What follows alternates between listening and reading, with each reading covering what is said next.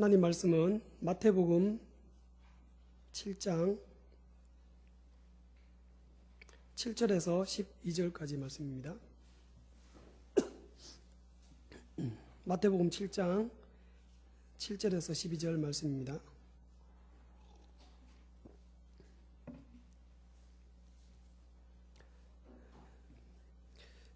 7절부터 11절까지 교독하시고 12절 함께 합독하겠습니다. 제가 먼저 읽겠습니다. 구하라 그러면 너희에게 주실 것이요 찾으라 그러면 찾을 것이요 문을 두드리라 그러면 너희에게 열릴 것이니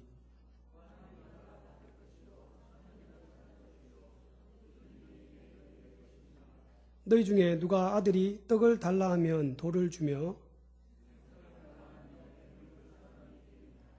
너희가 악한 자라도 좋은 것으로 자식에게 줄 줄 알거든 하물며 하늘에 계신 너희 아버지께서 구하는 자에게 좋은 것으로 주시지 않겠느냐.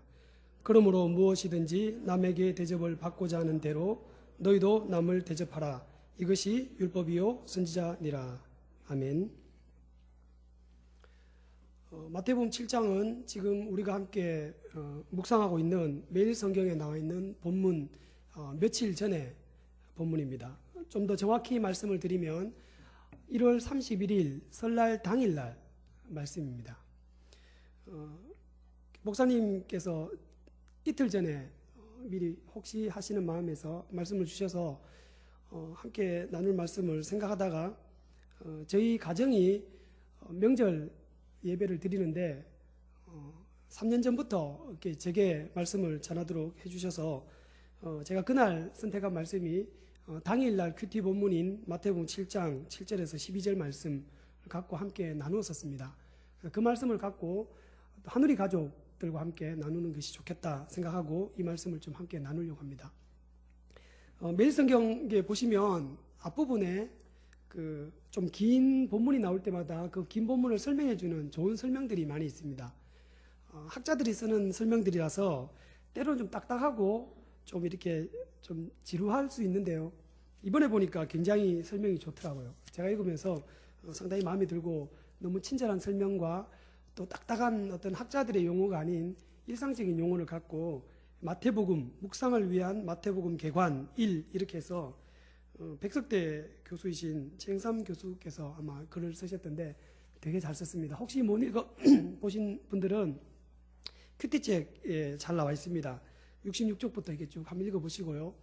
저도 큐티 하다 보면 이런 부분들을 함께 좀 충분히 개관적인 부분들을 잘 이해하고 하루하루의 큐티 본문들을 통해서 하나님 누구이신지 내게 주시는 교훈의 말씀 찾아가는데 많이 힘을 쏟고 있습니다. 제가 오늘 잘 아시겠지만 저는 이렇게 설교할 기회가 주어지면 항상 큐티 본문과 또 큐티에 지금 묵상하고 계시는 말씀들을 어떻게 좀 더 주제적으로 그리고 전체적인 이해를 좀 돕기 위한 설명을 드리는 게 좋겠다 싶어서 오늘 또 이렇게 마태복음에 대한 전반적인 설명, 특별히 우리가 지금 1월과 2월에 하는 큐티의 본문은 14장까지입니다. 그래서 14장까지에 있는 내용들을 이렇게 조그만 덩어리로 좀 이렇게 펼쳐보는 게 좀 중요하겠다 싶어서 그 설명을 먼저 좀 드리겠습니다. 어떤 설명은 여기 나와 있는 아까 백 교수님의 설명들도 있지만 또 한 부분은 조금 다른 종류의 설명이 좀 덧붙여질 것 같습니다. 마태복음을 이렇게 우리가 복음서 가운데 가장 먼저 나와 있고 사복음서 가운데 가장 먼저 나와 있죠. 그래서 목련꽃의 비유를 하더라고요.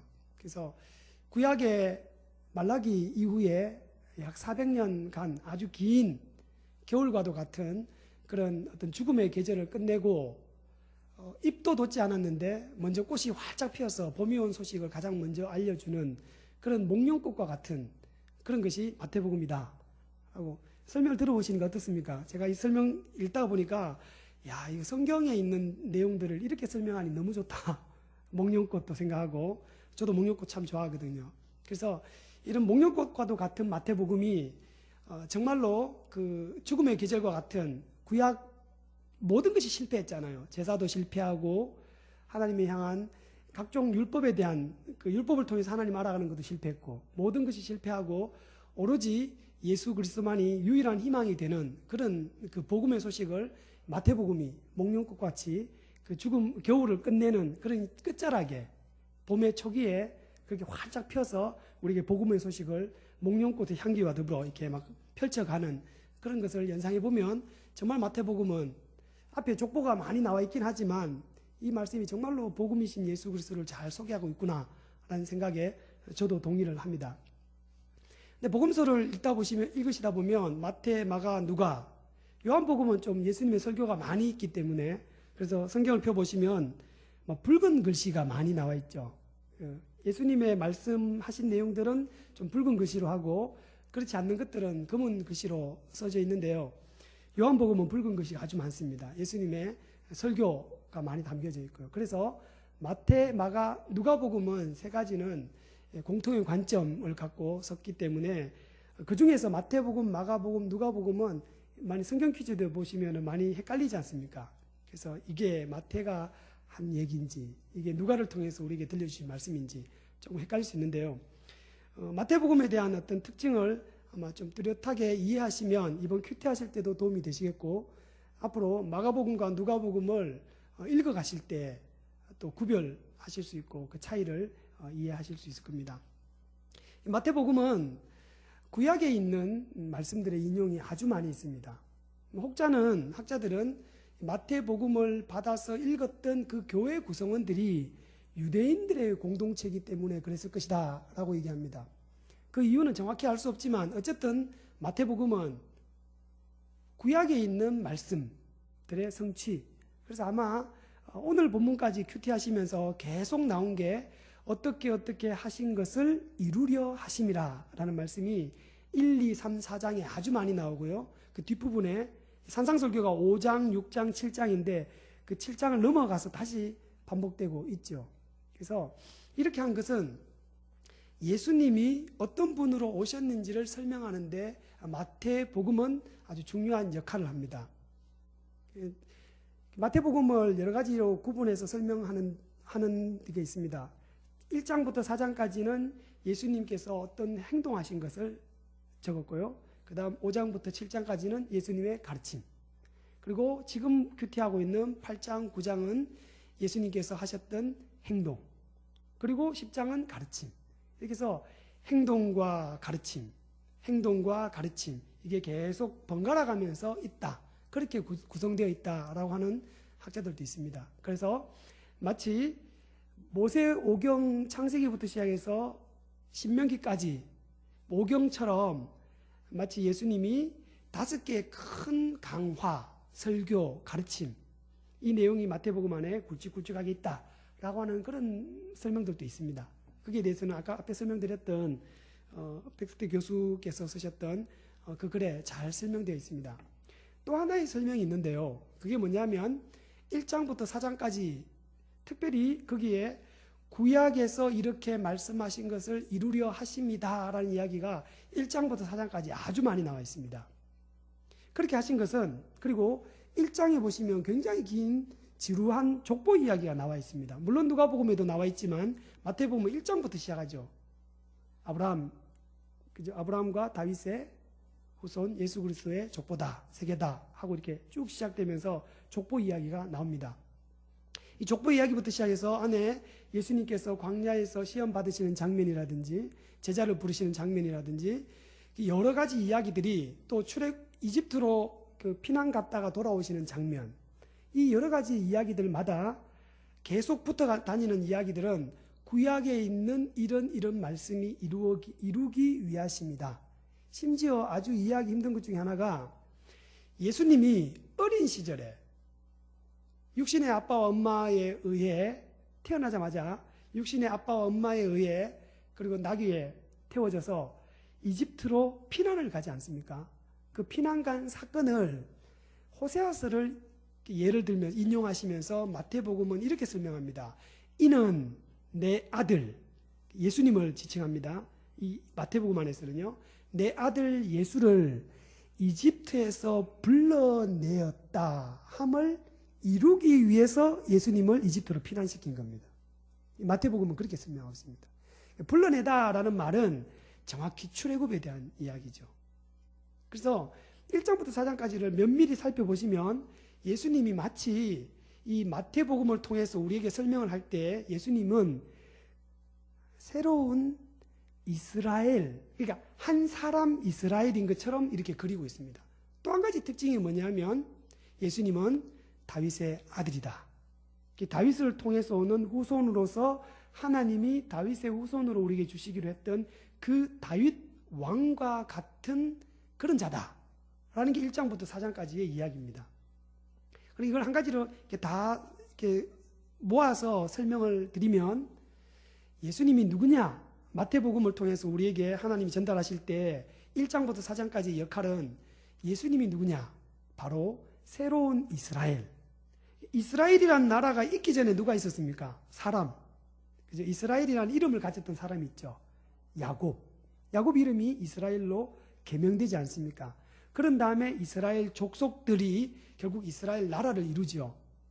그래서 예수님이 개인 한 인간이지만 마치 이 거대한 이스라엘의 나라와 같이 자기와 하나로 이루어서 출애굽도 그리고 사실비간의 그 광야에서 일어났던 여러 가지의 사탄의 시험들을 마치 그 옛날 이스라엘이 광야에서 실패했던 그거를 빗대어서 예수님은 철저히 신명기의 말씀으로 세 가지 시험을 다 이기시죠.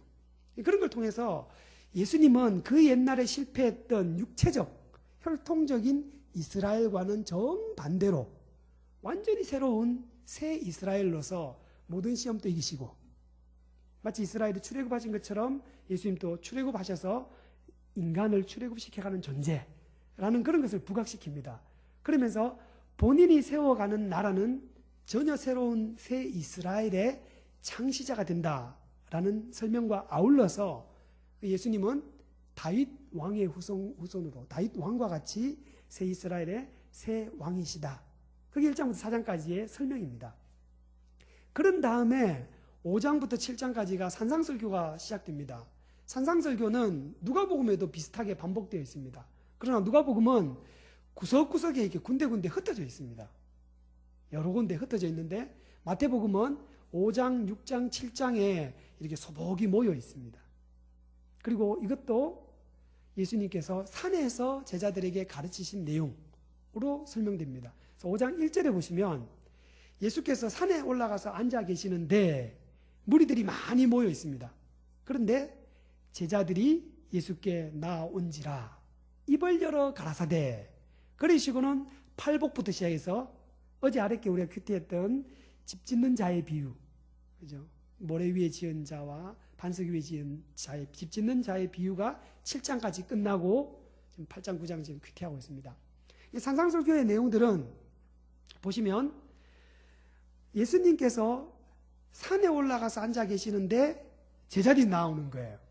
그러면서 1장부터 4장까지는 예수님이 완전히 새로운 이스라엘, 혈통에 속하지 않고 그 옛날에 과거에 있는 그런 이스라엘이 아닌 완전히 새로운 이스라엘로서 예수님이 세워가시는 그 나라의 왕으로 오신 예수님이 하신 첫 번째 일이 뭐냐면 바로 산상설교를 제자들에게, 즉 새로운 이스라엘의 12지파와 같은 제자들에게. 요한계시록에 보시면 나중에 천국에 대한 그 새하늘과 새 땅에서 이렇게 이루어지고 있는 현상들을 쭉 설명하지 않습니까? 거기에 하나님 나라의 24장로를 묘사할 때 12지파와 12사도, 12지파는 구약의 대표적인 인물들이죠. 그리고 12사도는 신약의 대표적인 인물이죠. 이거를 요한계시록은 24장로라고 얘기합니다. 그러기에 예수님께서 12명의 제자를 불렀다라고 얘기할 때는 예수님이 아주 철저히 새 이스라엘의 새로운 지파, 그죠? 여기는 뭐 업으로 이루어져 있고 혈통과도 전혀 관계없는 새로운 그런 사람들을, 제자들을 당신에게로 불러서 산에서 산상설교를 가르치셨습니다. 아마 마태복음을 읽던, 마태복음의 시대에 살았던 예수님의 시대의 사람들은, 그리고 마태복음을 읽었던 그 교회, 초대 교회들은 이 장면을 통해서 출애굽기 19장의 장면을 연상했을지도 모릅니다. 바로 이스라엘 백성들이 시내산에 나아갔을 때 이 장로들이 앞으로 산에 나아가고 모세를 통해서 하나님께서 십계명을 수여하시는 장면이 나오죠. 시내산에서 하나님이 이스라엘 사람들에게 이스라엘 나라의 새로운 법을 수여하셨던 것처럼 예수님이 산에서 새 이스라엘이 되셔서 하나님이신 예수님이 제자들에게 새 이스라엘의 12지파와도 같은 제자들에게 하나님 나라의 법, 십계명과 같은 그 법을 제자들에게 주신 것이 바로 산상설교다 라고 얘기하는 학자들도 있습니다. 저는 그 설명이 타당해 보이고 해서 제가 그 설명을 소개시켜 드리는 것입니다.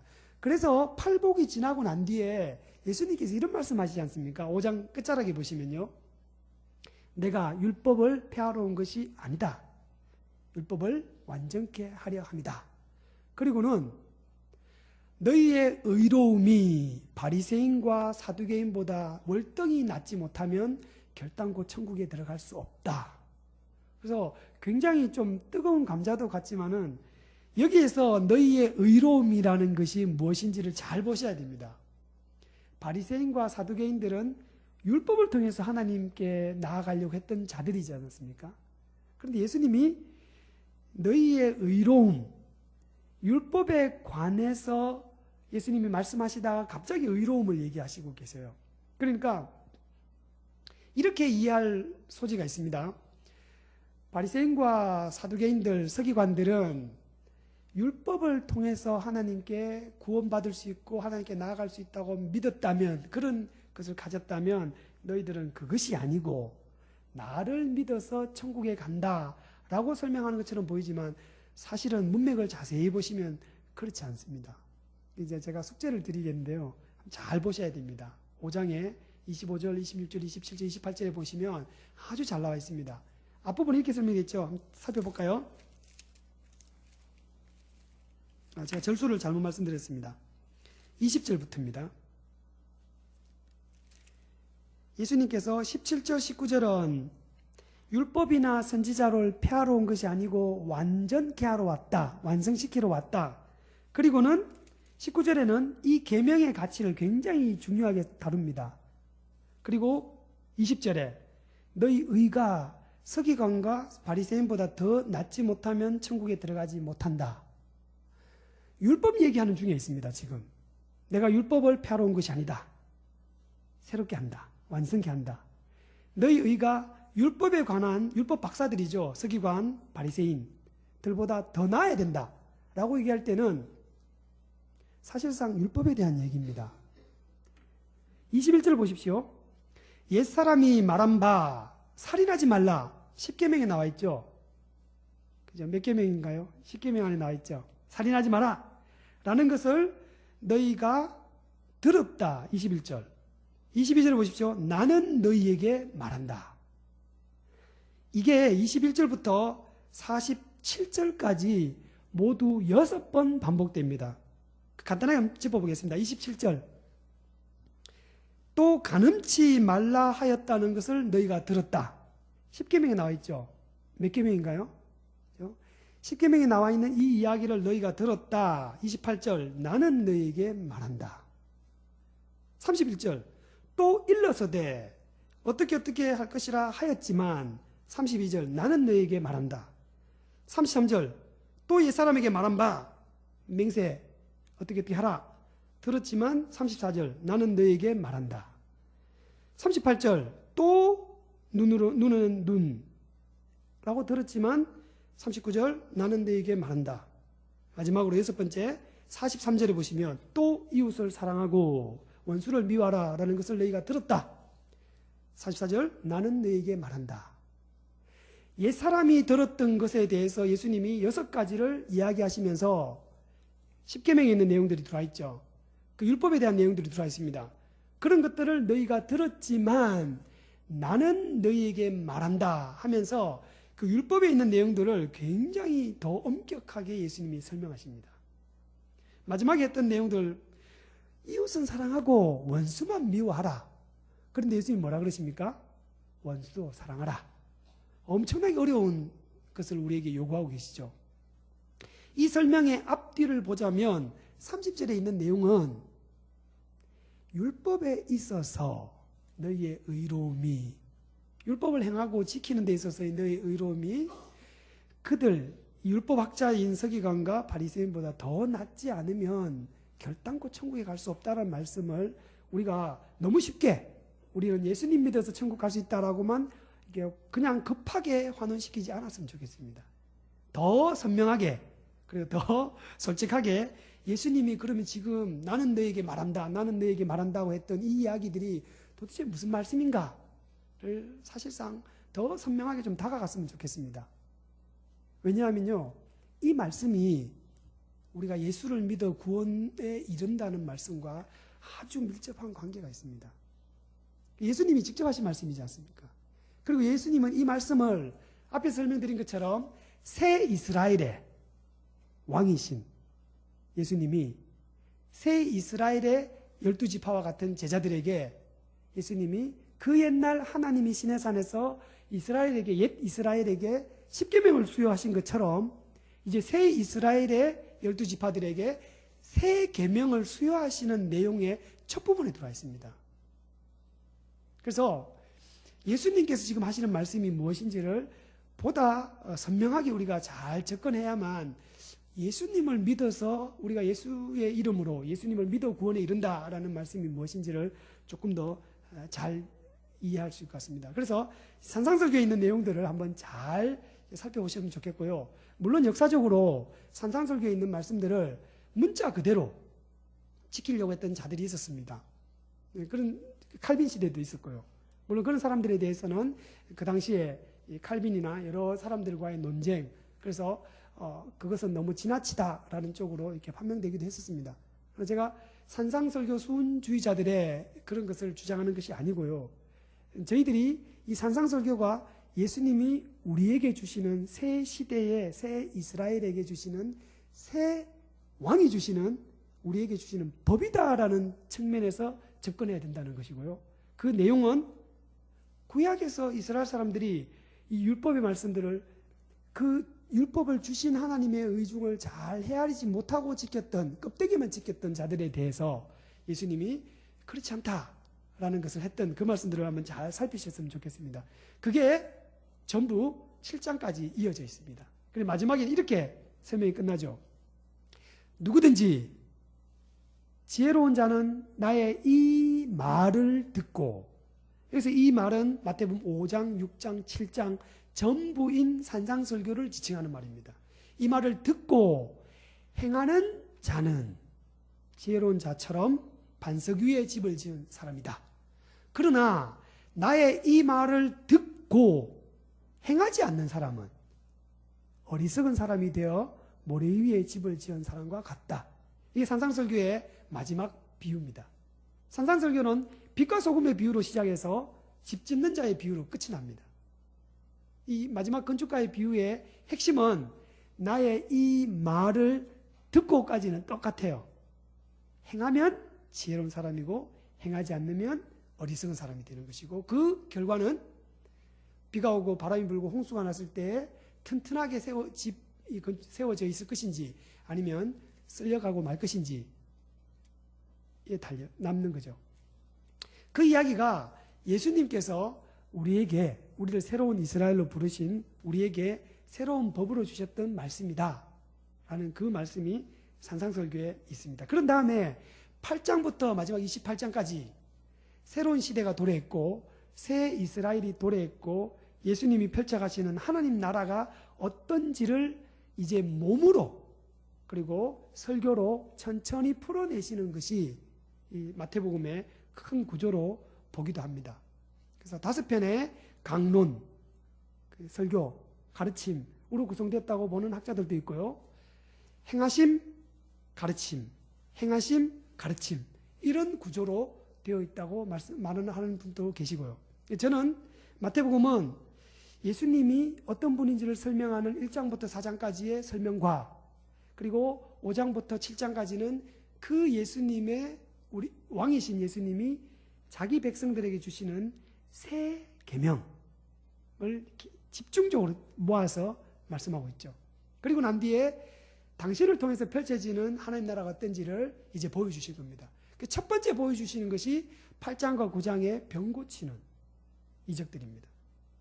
병을 고치면서 구약 성경에서 말해오던 병 고치는 자, 그 이적을 행하는 자, 그가 곧 메시아다라는 구약의 여러 가르침이 있거든요.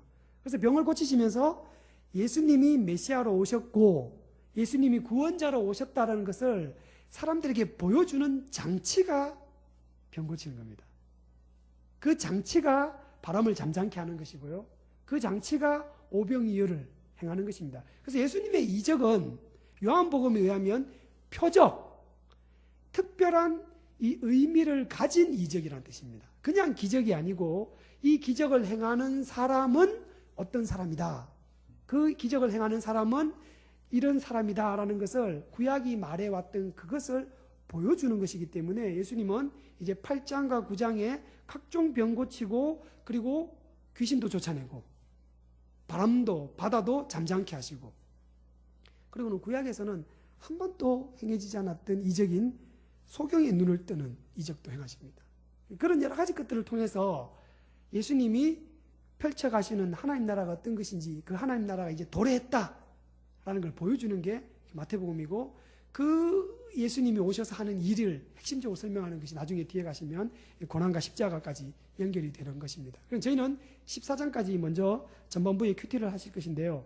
그래서 예수님이 우리에게 마태복음을 통해서 예수님이 우리의 왕이시고 그 왕이 법처럼 우리에게 주신 헌법과 법률, 각종 법 조항들 하나하나에 대해서 우리에게 너희가 새로운 시대의 새 이스라엘 백성으로 살아가려면 이렇게 해야 된단다라고 일러주신 말씀이 산상설교 안에 고스란히 담겨져 있고 그것을 우리가 살아내야 될 의무가 있죠.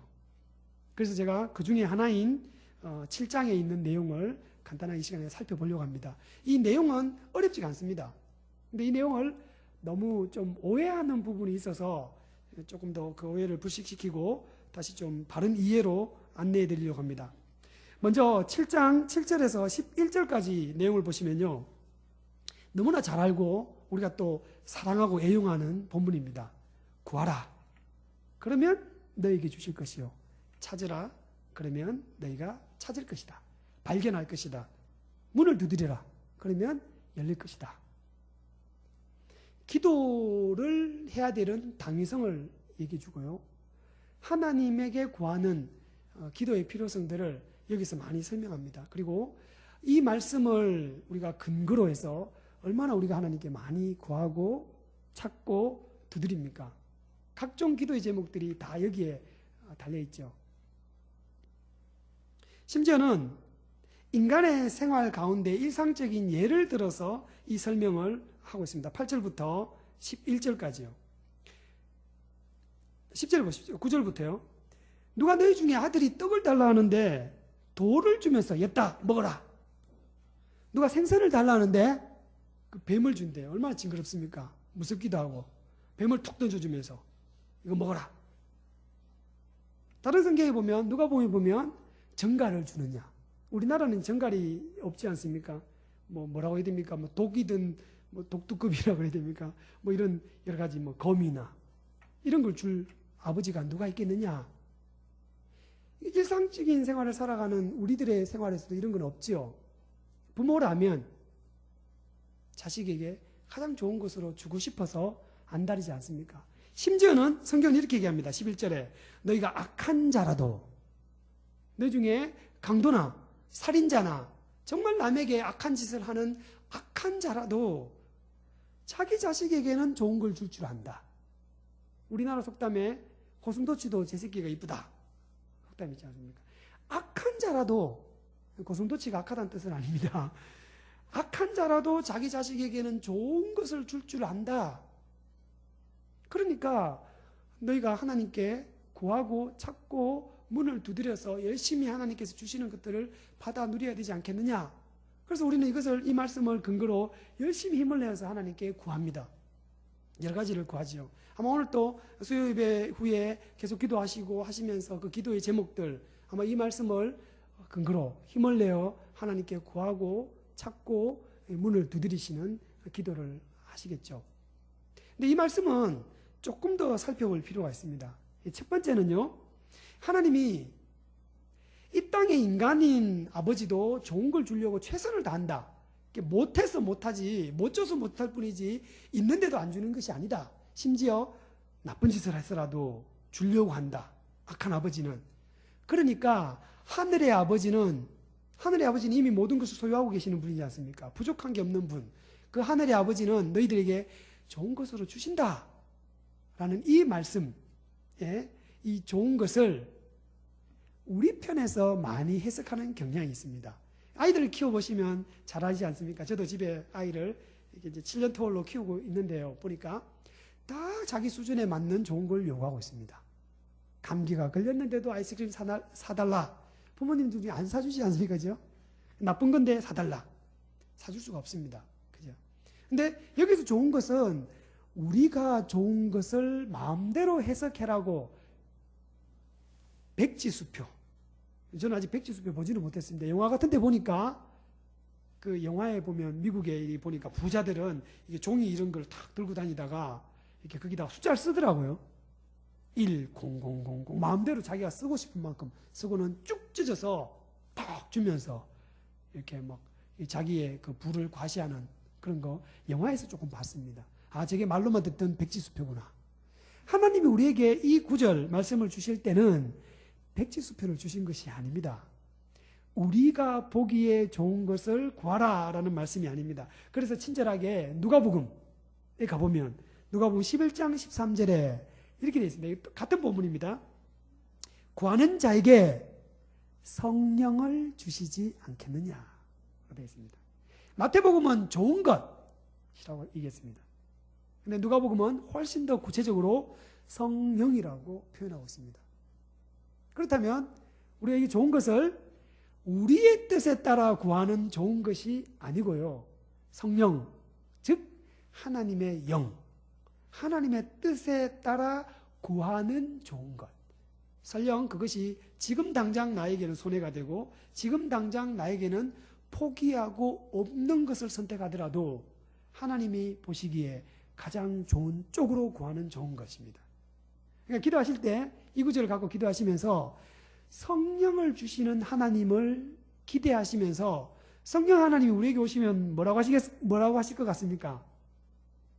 성령을 받으면 슈퍼맨이 되어서 못하는 능력을 다 행하는 게 아니지 않습니까?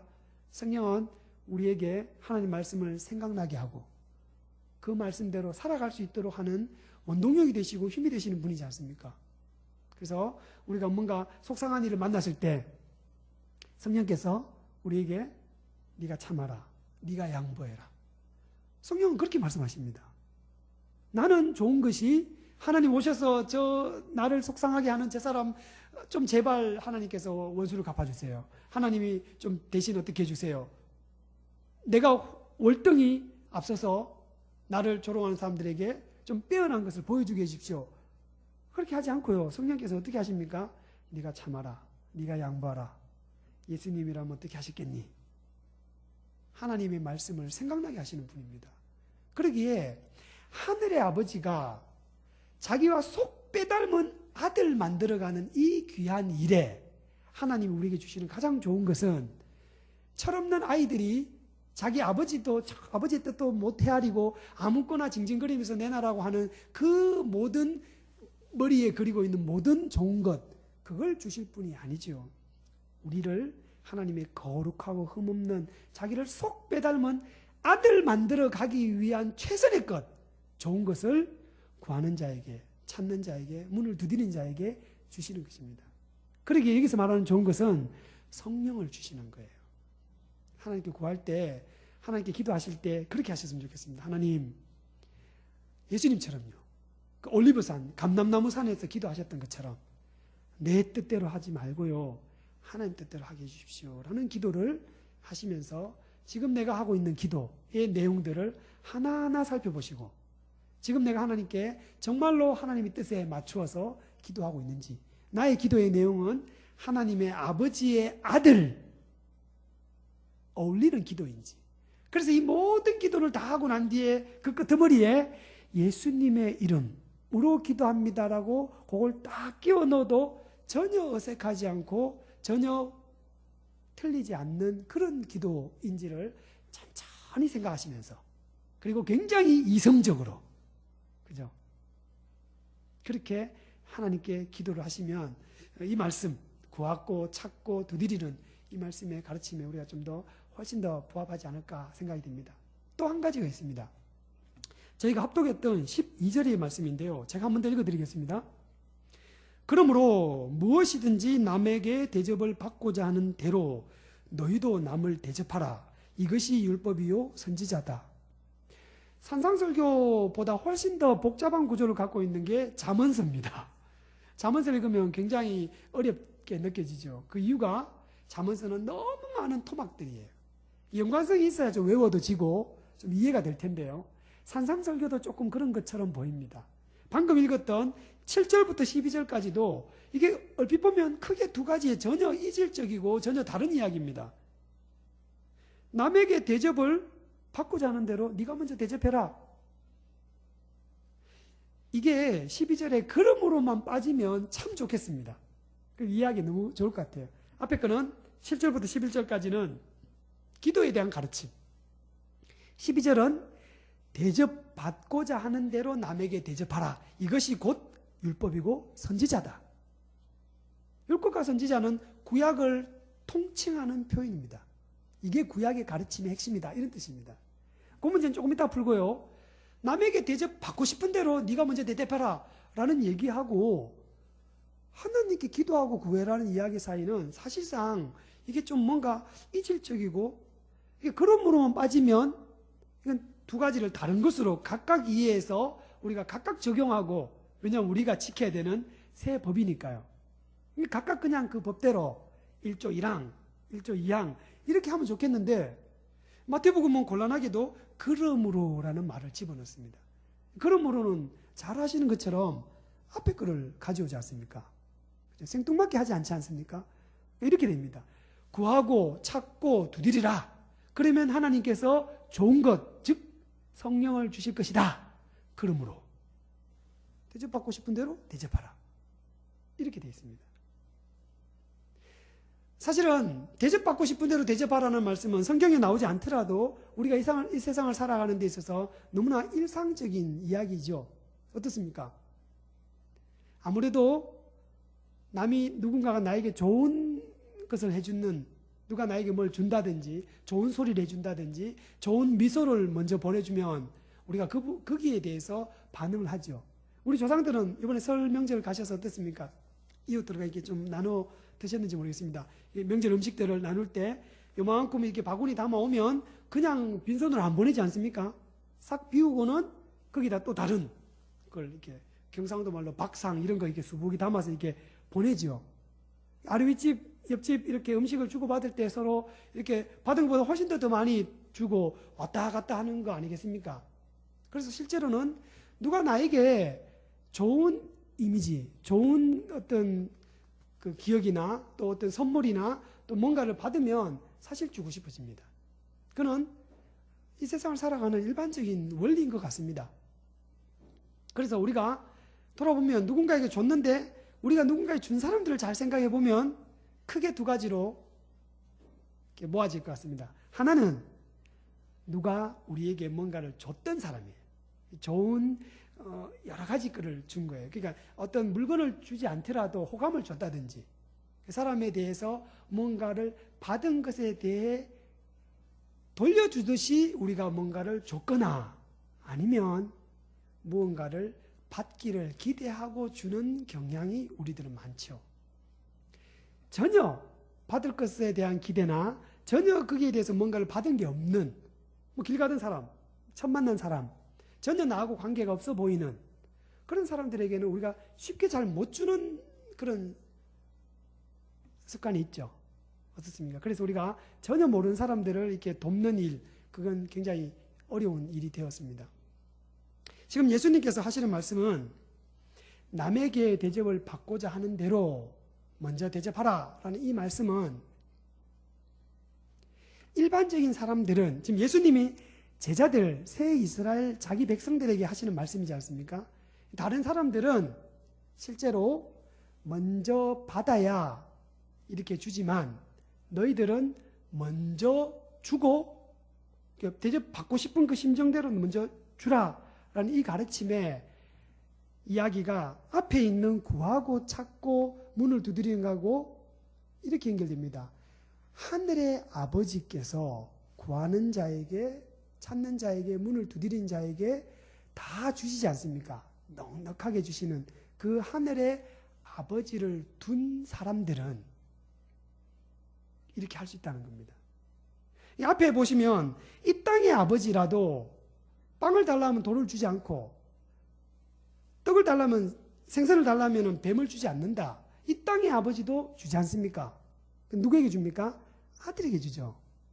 이 땅에 있는 아버지도 그렇게 주는데 너희들이 하늘 아버지를 둔 너희들이 풍족하게 받고 뭐든지 구하고 얻을 수 있는, 물론 성령에 따라서 하나님의 뜻을 따라 얻는 거지만 얻을 수 있는 그 넉넉하신 하늘의 아버지를 둔 사람이라면 give and take, 줘야만 주는 그런 세상적인 논리가 아니고 전혀 받지 못하더라도 받을 것을 기대하지 않더라도 너희들은 먼저 줄 수 있어야 되지 않느냐. 이것이 율법이고 선지자다. 이것이 구약 성경이라는 것입니다. 이것이 구약의 핵심적인 가르침입니다. 그렇게 구약도 얼마든지 복음이죠.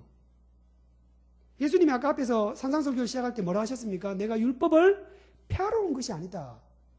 율법을 완전케 하러 왔다.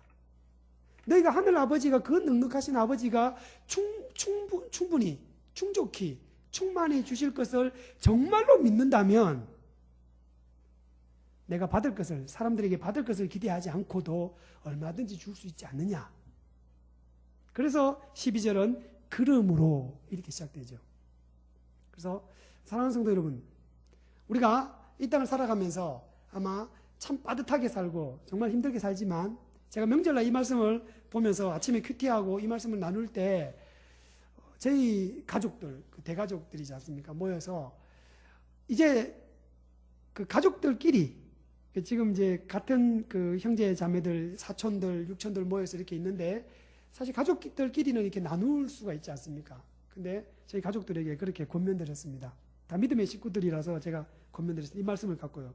가족의 범위를 넘어서서, 교회의 범위를 좀 넘어서서, 그죠? 전혀 관계없는 사람인 것처럼 보이더라도 우리가 나누고 우리가 도와야 될 일에, 적극적으로 돕는 일에 인색하지 않았으면 좋겠습니다. 저도 동일하게 권면드리고 싶습니다. 우리 교회 공동체, 그리고 우리 가족 공동체, 또 우리가 속해 있는 여러 가지 공동체를 좀 넘어서서 전혀 나하고 관계없어 보이는 일이라도 마땅히 혹시 도와야 될 일이 생긴다면, 그런 일이 내 눈앞에 해필이면 펼쳐진다면 우리가 마태복음 7장 이 말씀을 갖고 하나님께 구해서 그 넉넉함으로 우리가 함께 나눌 수 있는 그런 새 이스라엘의 새 백성이 되었으면 좋겠습니다. 이것이 법입니다. 우리 올가매는 법이 아니에요. 그런 의미에서 예수님의 가르침을 마태복음은 새 계명이라고 얘기하죠. 하나님 사랑, 이웃 사랑이라고 할 때 이 이웃 사랑의 구체적인 행동이 이런 행동들입니다. 구체적으로요. 내 백성이라면, 내 제자라면, 하늘의 아버지를 속 빼닮은 하늘 아들이라면 너희가 먼저 나누는, 대가 없이 기대 없이 나누는 그런 삶을 살아야 된다라는 이 산상설교의 말씀, 그리고 마태복음을 묵상하시는 동안에 예수님 누군지를 잘 배우셔서 그 예수님이 하늘 아버지를 속 빼닮은 참 아들로 모범을 우리에게 보이셨잖아요. 큰 형님, 큰 오빠를 잘 닮아서 우리도 그런 삶을 좀 잘 살아내는 하늘교회 성도들 되셨으면 좋겠습니다.